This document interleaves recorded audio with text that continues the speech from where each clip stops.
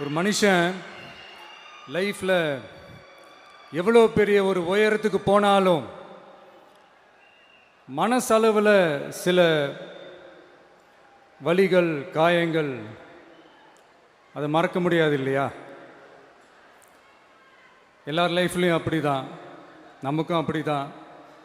நிறையா வலிகள் காயங்கள் எல்லாத்தையும் தாண்டி தான் வந்திருக்கிறோம். ஆனால் எல்லாத்தையும் விட ரொம்ப ஜாஸ்தியான அந்த வலியும் அந்த காயமும் எனக்கு அந்த கரூர் சம்பவம் தான். மக்களை சந்திக்கணும், மக்கள் பிரச்சனைகளை எடுத்து பேசணும். அதுக்காக தான் அந்த மக்கள் சந்திப்பு பயணத்தை தொடங்கி திருச்சி, அரியலூர், நாகப்பட்டினம், திருவாரூர், நாமக்கல், கரூர் அப்படின்னு சொல்லிட்டு போயிட்டுருந்தோம். அரியலூரில் அந்த மீட்டிங் முடிச்சுட்டு பெரம்பலூர் போகிறதுக்கு முன்னாடி அந்த பெரம்பலூர் போலீஸ் எங்களை அலர்ட் பண்ணாங்க. சரிங்க, கூட்டம் கொஞ்சம் ஜாஸ்தியாக இருக்குது, லேட் ஆகிடுச்சு, வராதிங்க அப்படின்ட்டு. So we had no choice. Police சொன்னால் நம்ம அதை ஒபே பண்ணி தானே ஆகணும். அதே நேரத்தில் பெரம்பலூர் மக்களோட அந்த சேஃப்டியும் மைண்டில் எடுத்துக்கிட்டு ஒரு மன வலியோடவே திரும்ப போயிட்டோம். அதுக்கப்புறம் பெரம்பலூர் தொகுதி மக்களுக்கு மன்னிப்பும் கேட்டோம். அதே மாதிரி நாமக்கல் அந்த மீட்டிங் முடிச்சுட்டு கரூர் வரும்போது அந்த கரூர் போலீஸ் எங்களை அலர்ட் பண்ணியிருக்கலாம்ல.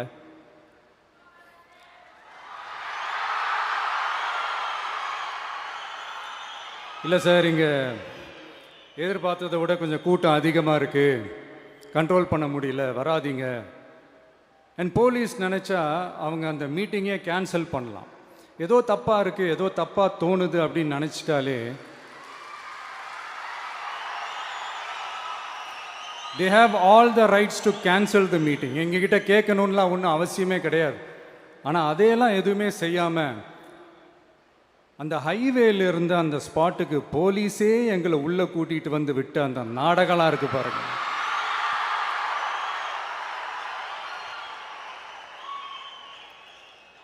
நம்பிட்டேங்க, முழுசாக நம்பிட்டேன்.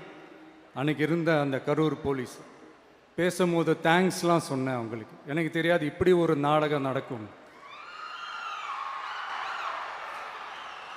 இதுக்கெல்லாம் யார் காரணம்? இதெல்லாம் யார் சொல்லி செஞ்சது?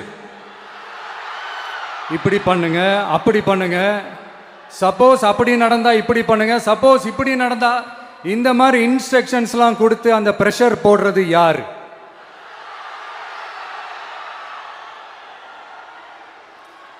அந்த சம்பவத்தில் நம்ம யாரெல்லாம் எழுந்திருக்கோம் தெரியுமா? டிவியில் என் படமோ பாட்டோ வந்துச்சுன்னா, அம்மா விஜய் மாமா, அம்மா விஜய் மாமா அப்படின்னு சொல்லி அவங்க அம்மா கிட்ட சிரிச்சுக்கிட்டு அந்த டிவி ஸ்க்ரீனை போய் தொட்டு முத்தம் கொடுத்துக்கிட்டு என் அக்கா தங்கச்சிங்களோட தங்க பிள்ளைகளை இழந்திருக்கோம்யா. மழலை கூட சரியா வராதப்போ ஒரு பேப்பர் மேகசினில் என் ஃபோட்டோவை பார்த்தா அது சிரிச்சுக்கிட்டு அந்த கள்ளங்கபடம் இல்லாத அந்த சிரிப்பு, அந்த கடவுள் மாதிரி இருக்கிற அந்த பச்சை பிள்ளைங்களை இழந்திருக்கோம்யா.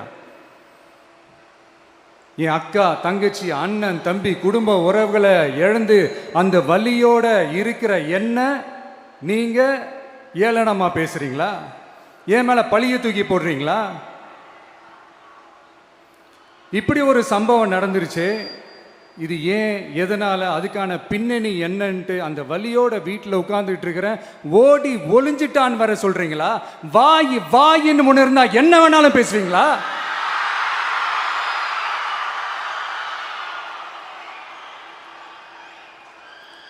மக்களே, நான் உங்களையே கேட்குறேன். அன்னைக்கு அத்தனை க்ரௌடு இருந்துச்சு, அந்த க்ரௌடுக்கு தகுந்த மாதிரி போலீஸ் பாதுகாப்பு கொடுத்தாங்களா?